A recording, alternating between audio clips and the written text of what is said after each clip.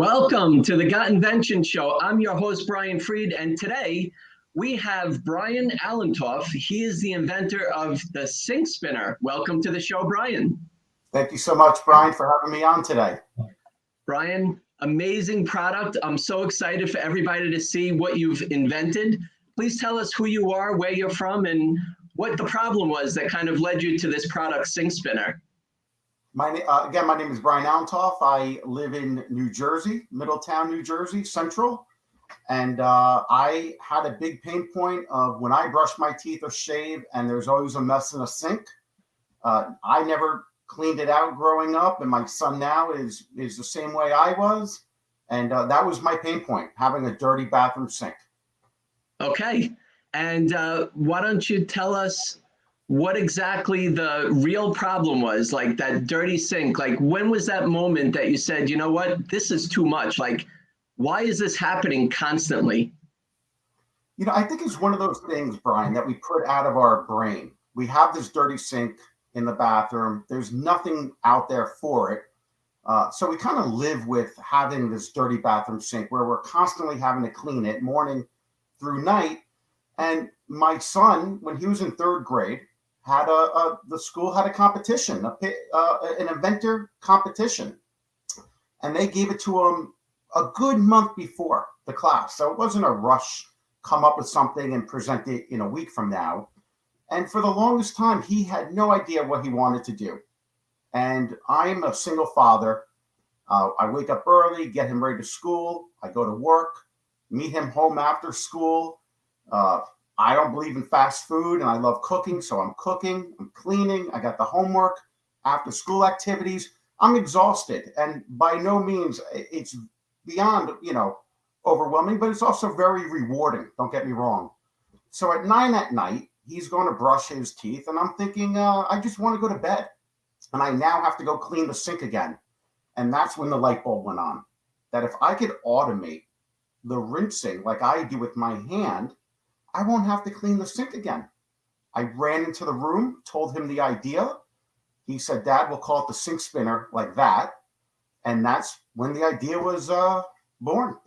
I love that he's involved in your invention world. And after being so busy doing all these dad things, now you have being an inventor on top of it. So, right?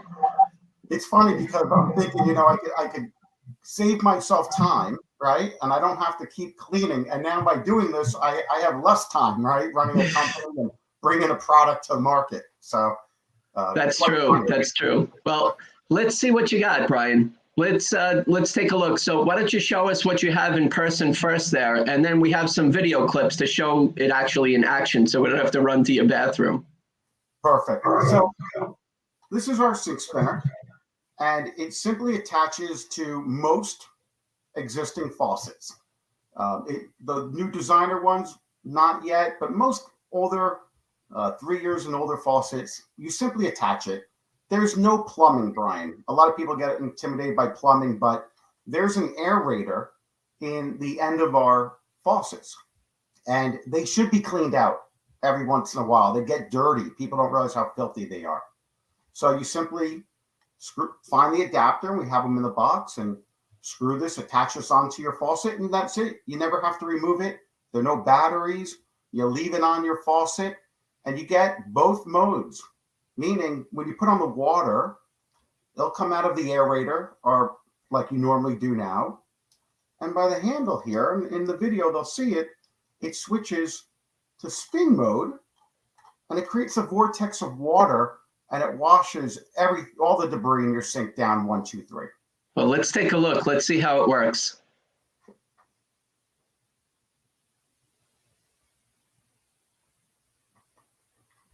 And in this video, you notice there's hair in the sink. I use dirt to demonstrate just how powerful the sink spinner, works there. That's some paste. Yeah, I just over-exaggerated shaving cream in this video to demonstrate how quickly it works. And one of the other features, we do have that swivel. You can reach all the other areas in your sink that you normally never would get to before. That's really, so that's shaving cream. just kind of pasted on the bottom of the sink there, and you see the sink spinner in action, just kind of doing its thing. And it's so simple, it just does it all for you. And it's just it's such a simple device, no batteries, that you don't have to look at a dirty sink anymore. And you still have to disinfect. And even when you disinfect and you're trying to splash water around to clean up the disinfectant, now you put it on spin mode and your disinfectant is down 1, 2, 3. Very, very cool. All right. Congratulations, Bryan. Can you believe it? Sink spinner is actually live, for sale, in action, right? Congratulations. Thank you. Sometimes you got to think yourself, and you got to think, how crazy am I to actually do this and bring something to market? It's really remarkable.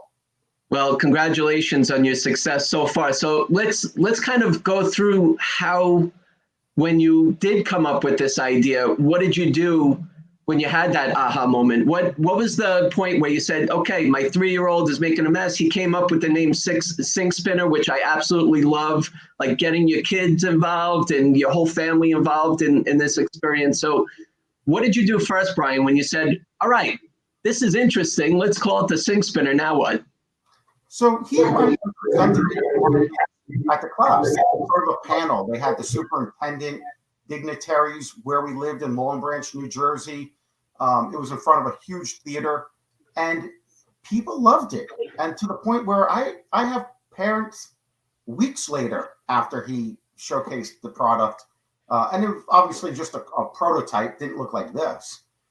People coming up to me going, I have that pain point, I have that problem, and if you make it, I'm buying it.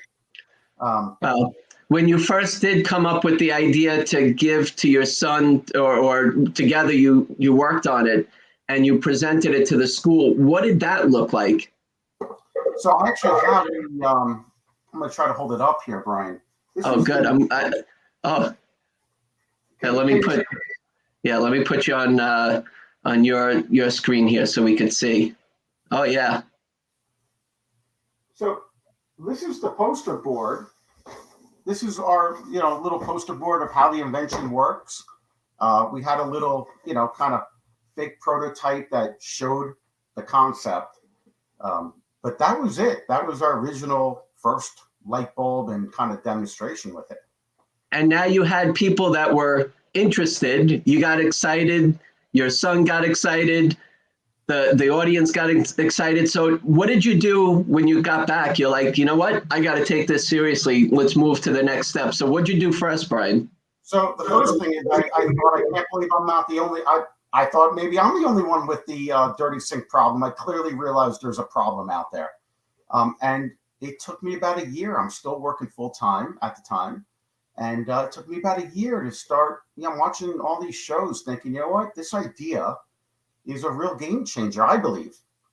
So I first went and I said, you know what, let me at least start the process for filing a provisional application. And then my girlfriend, her brother is a savant engineer. And we brought the idea to him and said, hey, because I'm not the guy who could start putting things together. I wish, not in my wheelhouse. And we told him the idea, and we said, hey, do you think you could make something spin off, faucet? He said, absolutely. And we teamed up. We're a small family. We teamed up, and that's the beginning stages, just finding someone who could actually take the concept and actually make it work. Did you think that there was something out there that did what you thought of? Did you do any kind of search or research to see and kind of beat it up a little bit? Yeah, for the first 5 years, right, cleaning up the bathroom sink, Bryan, I went on Google. I looked everywhere, couldn't find anything. Of course, I did the full patent search after. But listen, I'm on the market to find something that would save, all that time cleaning morning and night. So there's nothing out there. It's interesting because things that annoy you turn out to be something that you take a step back and you say, you know what? If this annoys me, how many other people does it really annoy? And that's what you did. You stuck with it and you realize that you weren't the only one, and now you have something that people can actually use for the reason you came up with it. Yeah, absolutely. We live in a world. You don't really talk about dirty bathroom sinks with your friends. No one says, "Oh, my dirty bathroom sink," or it's a conversation we don't have. But again, when people are like, "We love that idea," and I'll tell you what really got it moving, Bryan. My town of Long Branch, New Jersey, had a pitch competition within the city, and they advertised it on Facebook. And I'm looking at it, and I told my son Hayden, I said, we're going to present there. And this is before we just started the concept. We haven't even done anything yet. We went there and did like a quick 2-minute presentation, and they had big people, the panel of the city there. The response was overwhelming. I gotta tell you, and I was like, again, it was another reinforcement that we need to do something. Now, you started working with your family member, the engineer, to figure out how to make it spin. So yeah, maybe the water coming down, having some power or force to be able to kind of spin it around. So tell us about that experience trying to make this happen, and what was it like? So first concept, let's see if we get something spinning. And it took not very long. And the moment Bill, his name's Bill, the moment Bill figured it out, he's emailing me, texting me, showing me videos. His whole bathroom is soaking wet. Because at this point, we're not trying to control the water. We're just trying to prove out the concept. And this thing is spinning so quickly. It's like a rocket ship taking off, which is really exciting. We're at that point, now we have to control the water, but at least we knew that we could kind of start working on this. And we went out and got a 3D printer, and we learned how to 3D print. And we started 3D printing different prototypes and different renditions of this thing to try to start making it work in a bathroom sink. So forget about the way it looks right now, focusing on the way it works. So Bill's bathroom was all drenched, kind of getting it to spin. Was there any challenges during that part of the force? Like, how did you control that? Yeah, there was. There are a lot of challenges with the force, because the water coming out of your faucet from the city is on full flow. They're not slowing it down on your city end. So the water's coming out at full power. So just even the fact of the thing would explode, if you could imagine, after a while, because there's just so much pressure coming through. So it did take time to figure out how are we going to slow it down a little bit. And that's kind of when we realized we could actually save water with the device. And not to jump ahead here, Bryan, but we have an aerator on here, which is a 1 gallon per minute aerator, which means most people, when they're putting on their faucet, they're running 2 gallons, if not more, water per minute. I mean, think about that. Kids are brushing their teeth, parents are shaving, guys are shaving, women putting on makeup. 2 gallons, if not more, of water, which is ridiculous. So we started wanting, to save water. And you can imagine the pressure in here. It took months of this thing blowing up before we could control it enough to actually, put this device together properly. I remember that while you were in your development process here, we were keeping in touch. And you're like, I'm almost there, not quite yet, but almost there. We have one little thing, and here you are today with a full finished product that looks beautiful. So it took some iterations to end up getting to the point of that the product works. Now, what about how it looks? What did you do? So while we're now, we got the concept, we have everything in line. We knew we needed actual engineers to actually do drawings for manufacturing and other little things. So we did find incredible engineers, Poindexter by design. They're young, they're talented, they're just phenomenal. So we started working with them a little bit, and they're the ones who actually took it from a 1.5 gallon per minute, flow of water to a 1 gallon per minute flow. And Bryan, they would come to me and they would say, we can't do it. And I would say, you got 1 week and get it done. What couldn't they do? What was the parts where that was frustrating, where they couldn't do? What was that? So in this device is so highly engineered. If you can imagine what's in here, that water coming from the town is filling up in this unit so quickly with so much pressure that in order to switch from your air rate to your spin mode, the pressure would not allow you to switch. So it was really that dynamic of trying to figure out how to now, calm everything down within the device inside of it to get it to work properly. Let's take a look at it again. And you'll notice, Bryan, in the video, when I switch between our spin mode right here, that took a really long time to figure out.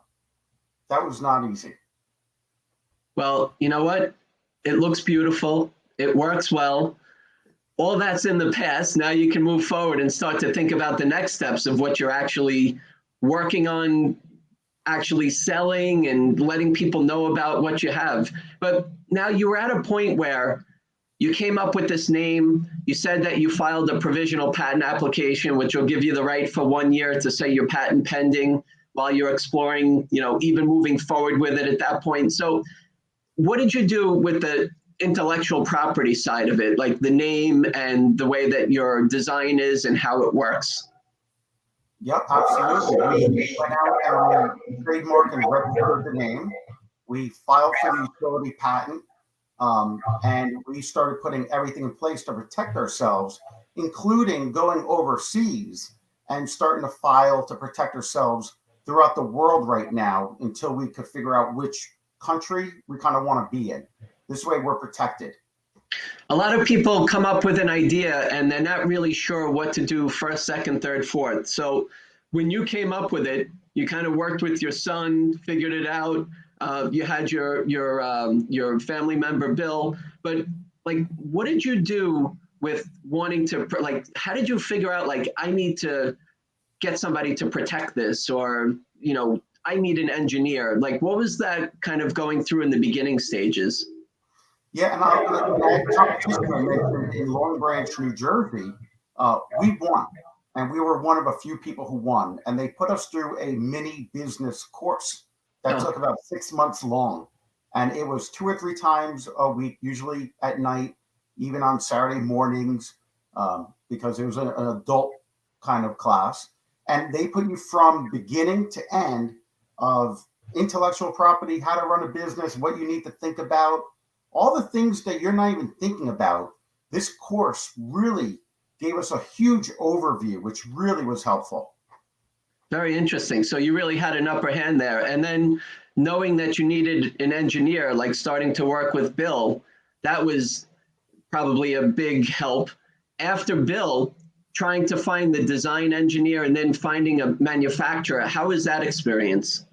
So finding the engineers, I got lucky. I was part of this Inventor group, and they knew these 2 young engineers. We interviewed them, and they were a perfect fit. As I mentioned, they're phenomenal. Manufacturing, we manufacture most of it overseas. We assemble it right here. We really wanted everything to be made in America, through and through. And we found it was actually harder than we thought. We did try to make it here, but it just was not feasible, unfortunately. So I got very lucky finding an overseas factory that makes faucets and other type of water products that could test our product and actually, give us advice, a little advice here and there to make it even better. And they've been phenomenal. They've been a phenomenal partner for us. About that experience of finding a manufacturer, did you have to test out a few of them, or did you hit the jackpot on the first one? What was that experience like, just knowing that they're the ones, because you're putting almost everything that you've gone through to this point now in their hands? I'm sure that experience might have been a little bit tense, but how did you know that they were the one? So, and I'll story, I'll give you a quick one is, so when our first manufacturer in America dropped the ball and they could not make the product, we had another one lined up that we were talking to. Now, to make our molds in America would cost about $150,000. There were certain parts, for instance, our product, if you have a longer gooseneck, you could extend it with our extenders. Everything comes in the box. This one part in America, they wanted about $20,000 to mold this one part. So through Alibaba, I started reaching out to a whole group of different manufacturers that do type of faucets. There was one group that started asking questions that I never even heard of before. And I go type my engineers and they'd be like, oh yeah, that's great. And that, and we kind of filtered it through. And you're right. We didn't want to go give them the keys to the, our drawing package. So I had them quote one piece for molding. And they came back with $2,000. They can mold the whole part. And that's when we realized, unfortunately, we kind of have to take it overseas to get the tooling molded, at least. And yeah, we had the NDA signed and we did everything in place that we could possibly do. And we gave them the full drawing package. It's difficult. You want to be able to do it here. I can't sell this product. It's not, no one's going to pay $100 for it. So we have to make it cost effective. And we want the highest quality product. We use a Neil Pearl aerator, which is the highest graded aerator they make. We have copper in the middle of it, so that's not wearing out on you. They're beautifully made and they're built to last. They're high quality, and we don't want to compromise on quality. But we also know we can't sell it for $100. Understood. So it's that give and take of finding that right balance. Now, you got it to a point where, okay, everything works. The designer kind of put the beautiful design to it. You have a patent pending at this point. You have a trademark for Sink Spinner. You got sinkspinner.com, right? You have everything kind of in place now. And here it comes. Now what? We're ordering all these units. What's happening next? We're designing our box. And our box is simply designed. It's designed to go right in the mail. We put our mailer right here and it ships out like this. But we're now designing a box, right? We want it to be fun where when you open it up, it looks like it's sitting in a sink and everything you need, all the tools, aerator removal tool, everything's in the back. We're now designing a box. So when we get the product, we can actually put it in something and ship it to people. The boxes, I've gotten one here at my house. Thank you, Bryan. Beautiful. The box is very colorful. It's got some great graphics to it. What's the inspiration that you put into the graphics? So when we realized that we don't need that much water to clean your sink because it works so well. And we realized we could be really eco-friendly, which is a really plus, right? We don't need to waste all that water. We wanted something to represent the land, on the water, the boat, above land, the bees, and the whale for under the water. And we wanted something really unique and really interesting and something that people could keep as like a keepsake box, put your pens in or something else. And you don't have to throw it away. More like trying to be more eco-friendly. It's very pretty, great quality. I know it adds to the cost of the product and the overall package, but beautiful job. So now you took care of the packaging. You have everything said and done. I don't know how many units you ordered for your first run, but here you are. Now what? Here we are. We got our units, and we are putting them together right here. In my kitchen, believe it or not. We're making each one by hand, getting everything in the box, and we are direct to consumer through our website. We're going to be branching out through Amazon and all the Walmart.com.